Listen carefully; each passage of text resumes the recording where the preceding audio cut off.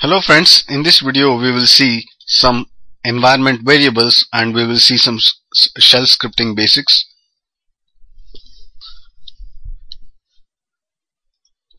So what are environment variables? Environment variables are the variables required for the kernel to get the information about a user. For example, now I've logged in as user Mac.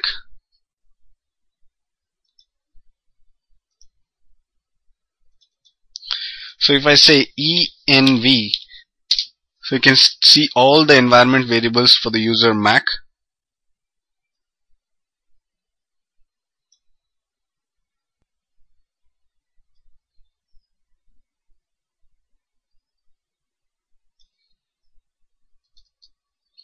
You can see the environment variables, SSH agent, KDE, host name, what will be the host name. So this will be common for all the users. Which shell the user uses. Currently the shell is bin bash. See, a lot of variables are there. So user, who is the current user? Current user is Mac. What is the current directory will also be available here. You can see the pwd here. Current directory is pwd. If you type pwd, you can see the current directory is print work. So all this will be stored in some variables. These are called environment variables. If you want to check the path, you can say echo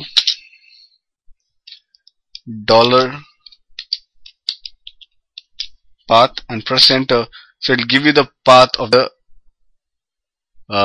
binary file executables. So path is also a environment variable, a global variable. You can check somewhere here, it will be available. You can see the path is available here. You can also check the mail variable, you can desktop session. A lot of variables are available here. So these are default variables, environment variables in Linux. If I do cd, I'll go to home directory. If I echo the variable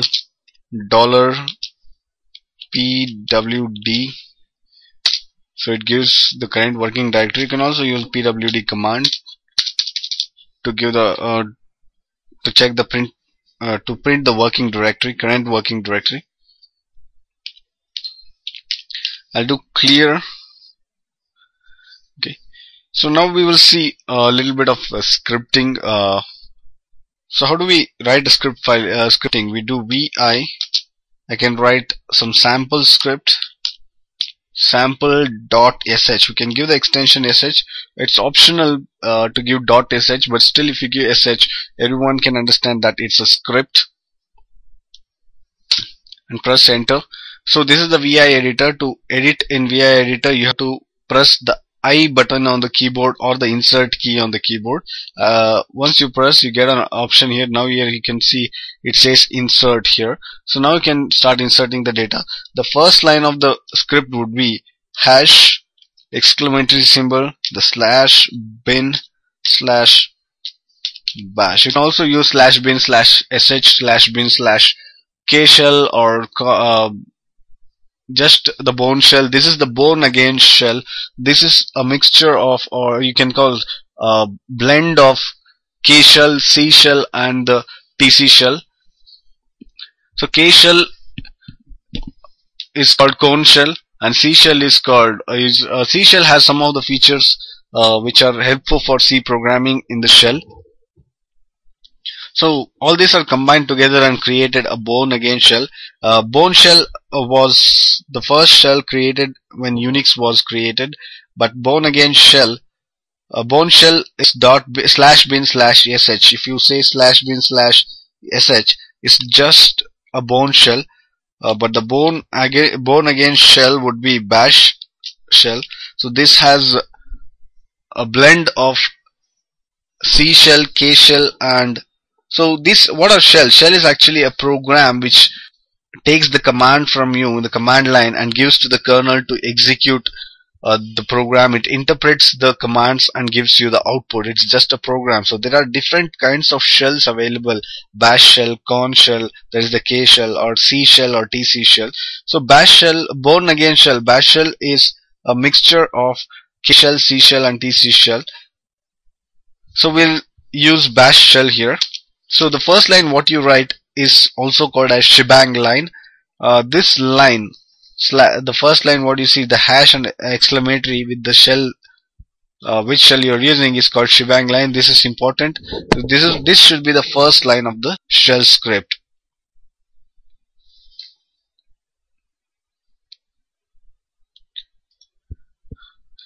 So then we say simple echo. It's a simple script.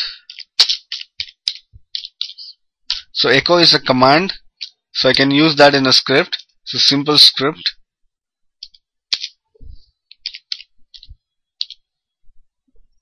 Echo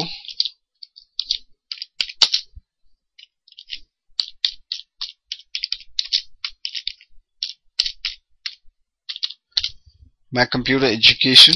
So just give two echo commands.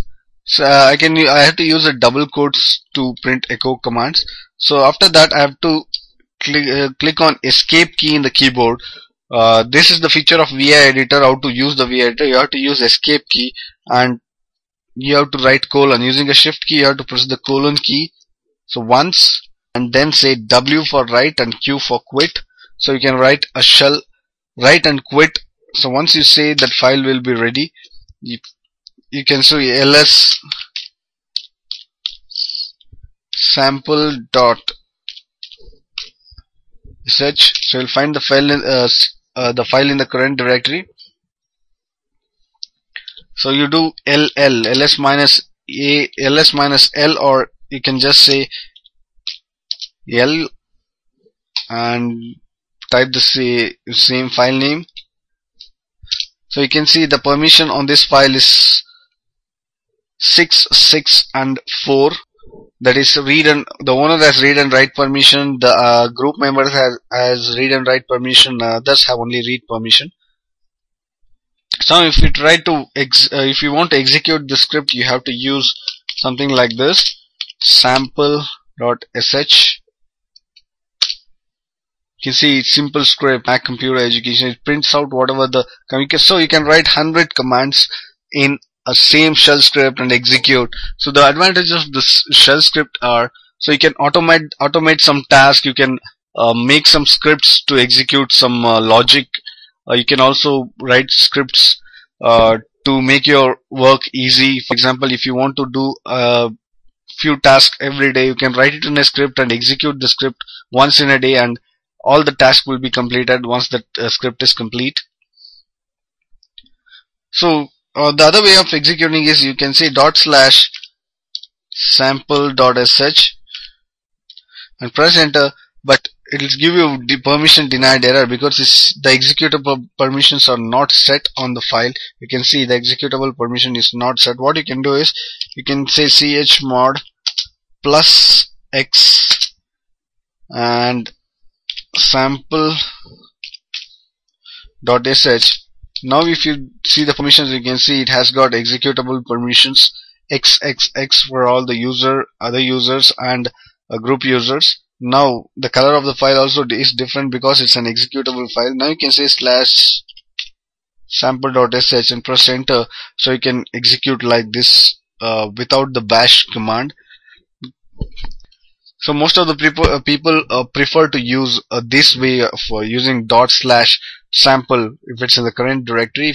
If you want to give the complete path, you can say /mac sample.sh and press enter. It still works. You can give the complete path and execute the file name without giving the bash command, as we have given here. You can see we have given it here in the early steps. So I'll clear this screen. So I'll cd to documents where I have some scripts. So I have some scripts. So we'll see one by one. I'll just print out the values on the shell in the terminal. You can see it's a simple script. Hello Mac computer education. I am $1 here. So what is the meaning of $1 here? So $1 is the arguments to the shell script. If I say /sample script1 sh, I can give my name as Ramesh and press enter. This is the first argument given to the shell. For if I press enter, it says hello Mac Computer Education, I am Ramesh here. Or if you give some other name, if I give Babu, it says I am Ramesh Babu here. So it takes the command line argument. So the first argument would be Ramesh Babu. So you can, if I do Control W, one word is deleted. I can go here and say VI and edit this. So go here, I can say insert 2. So if I want to print the second argument, I can say, if I have two arguments, you can see now Ramesh is one argument and Babu is another argument. So Babu will be printed here. You can see I am Babu here. So this way it prints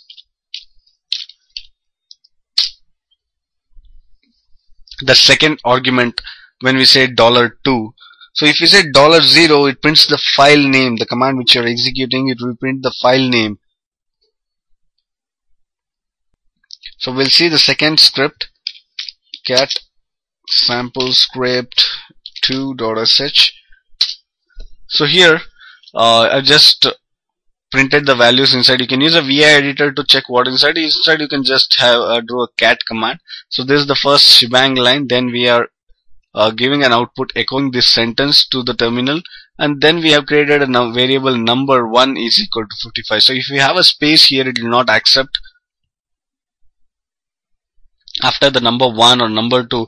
So you should be careful while scripting. Scripting, it takes a little time for you to get used to this syntax without having space or with space. So you have to use number 1 is here. Number 1 is a variable. You can give any name to this. You can give sample, or you can say variable 1 or variable 2 xy or something, anything you can give. This is a variable 2, this is a variable 1. So variable 1 is holding 55 and variable 2 is holding 5. The variable name is number 1 and number 2 respectively. So when we have to add the two variables, we have to use a let command. So we have to say let number 3, the third variable, is equal to, you have to use a $sign to get the values here. It will give you the values. You have to use the $sign, and you have to use number 1, number 2. You have to use a plus sign to add it, and then you have to assign it to it. So this way you can assign value. Then you say the answer is number 3. So this number 3 symbol is very important. If you leave this symbol, it just prints number 3. So we'll execute this script. We'll say /. You can check the permissions if you want. So it's already they have an executable permissions. All the scripts have executable permissions. So I say /sample script 2 and press enter. Says welcome to Mac Computer Education. The answer is 60 because the values were 55 and 5. So what happens if you say just number here? So you should be familiar writing to the file. You have to press I to insert any values, press escape to come out of the insert mode, and write :WQ to write to the file. So now if you execute the same script, so this time it says number 3. So you have to use a symbol so that you get the value there exactly. You have to use a $. See, I'll go here, I'll press the insert I key or the insert key. Now it goes to the insert mode. I press a $. And escape : so single colon should be there, and WQ, and press enter. So now if I execute the script again, so I'll get 60. So this way I can add two values using a script. So these are simple logics. These are basics of scripting. So scripting is an entire subject. It takes a lot amount of time to learn scripting, and is still widely used in the industry. If you want to install a software, you can create a script to install the software. You don't have to you type on commands to install a software in Linux. You can just create a script. So once you run the script, the software will get automatically installed with all the parameters given to the script. For example, location of the software should be installed, location of the configuration files, everything can be mentioned in a script and we can create an install script. So if you create a software, you can write install script, and people who use the software can use the install script to install the software easily. So now we'll see the third script, sample3.sh. A cat command is used to put the content of a file on the terminal. So here you can see we have used the same shebang line here. This is the shebang line, and we are outputting this value. We are printing this value on the screen. So we are using an if statement here. So if $hash. So if $hash, what does if $hash means? So $hash is a special variable. So it says this is the number of command line arguments. So $1 or $0 is usually the value at the first argument. $1 is the first argument, $2 is the second argument, $0 is the file name. So if we say $hash, it is the number of arguments which are sent through command line. If it's less than, we use the option -LT to check the less than option. Is less than 1. If it's less than 1, if you're not sending arguments, then it says then print please enter at least one argument to $0 script. What does this $0? $0 is the script name. So we are executing the script. That command would be $0, so that it will print the script name here and exits out of the script. So if the user enters any arguments along with the script, if it's less than or equal to 1, so you can use then it'll cd to the home, and whatever argument you give username, if you give a username to the user, for example in this script we have to give the username to the script file. So then that username will be taken here, and we will change the directory to that username, and we will use du command, du-sh command, to check the size of the directory, home directory of that user, and we'll use cut-f command. I'll show why we use cut-f-. If I use only this command, you can see if I use this command and press enter, so you can see here there are two parameters coming, two fields coming, 60k and dot. So we don't want this dot, so we want to cut this off. We want to cut one, we need only one field, so we use a cut command. So this is piping of operations. So whatever output we get from this command, we will pipe it to the cut program or the cut command. So it will cut the first value, first field, and will give it to the space variable. So space is a variable. Again, you have to see here, this is not single quotes. Whatever you see here is not a single quote, but this is the key which is next to the 1 on the keyboard, or the exclamatory symbol on the keyboard. You have a small tilde symbol, or the hyphen like looking a symbol above the tab key in the keyboard. So that is the symbol he used here. You cannot use a single inverted comma here. This is not a single inverted comma. Whenever you want to execute some command, you have to use the key which is above the tab key in the keyboard. So this cut command will cut this first field and give it to the space variable. So the du command will give both the dot and the 60k, two fields, but this should be piped using a pipe to the cut command. So cut command receives and gives only the first field to the space. So you have to use this a symbol which looks like an inverted comma to execute any command. After that, we print the space occupied by the user number 1.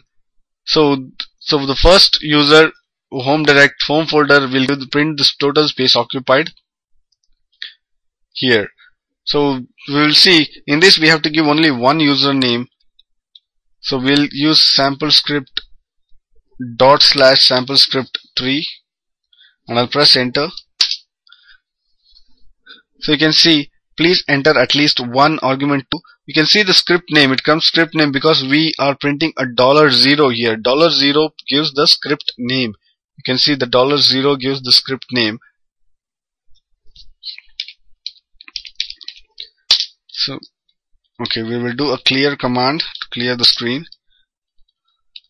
So if this time I give a Mac user and press enter, so you can see the space occupied in the Mac user folder, home folder, is 84 MB. And if I say one more user, Ramesh, press enter, so it says permission denied. So you should be a super user to do this, to CD to that folder, but it still shows the size of the folder. I'll do su, press enter,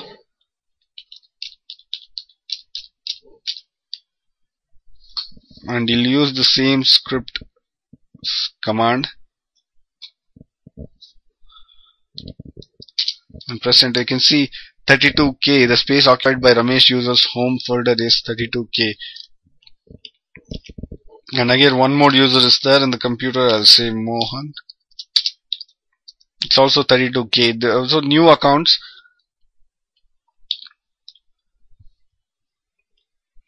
So if I don't give any argument, it says please enter at least one argument to the sample script 3. So this name is obtained by $0.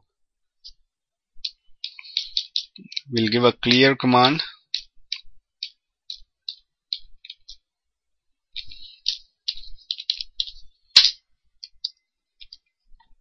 So we'll give, then we have one more script. I'll just cat the sample script 4. So here we are using a while loop. So first we are using if condition, the same condition which we have used in the last script. So everything is same till here. The shebang line, and we'll print welcome to Mac Computer Education. Then we'll check whether the user is entering at least one argument. So we will use while loop. So while loop will first check the number of arguments should be greater than 0. If it's not greater than 0, this while loop will not be executed. So if it's greater than 0, if one username is given at least, then it will cd home slash, if you give Mac, it will go to /home Mac /Mac. If you give Ramesh, /home /Ramesh directory, the home folder of Ramesh user. So then we use this same space variable, and we execute du-sh and pipe it to the cut command. So I will give the whatever the value is to the space variable. Then we'll print the space variable along with the username which is been entered in the command line using $1. And then we will do shift. Why do we do shift? So if we are sending more than one username, for example Ramesh, Mac, and then Mohan, so first it will assume Ramesh as $1 of first argument, and then Mac as second argument. Once we do shift, the Mac will become the first argument and Mohan will become the second argument. And next time in the loop, third time when it shifts, now the Mohan is considered as the first argument. So we will see this executing the script. We'll do slash. It's similar to an increment statement in C programming. Sample script 4, and press enter. It says please enter at least one argument to the script. So we'll clear screen. We'll do Mac. Ramesh, I'll give 3 users name. I can check every user's home directory size.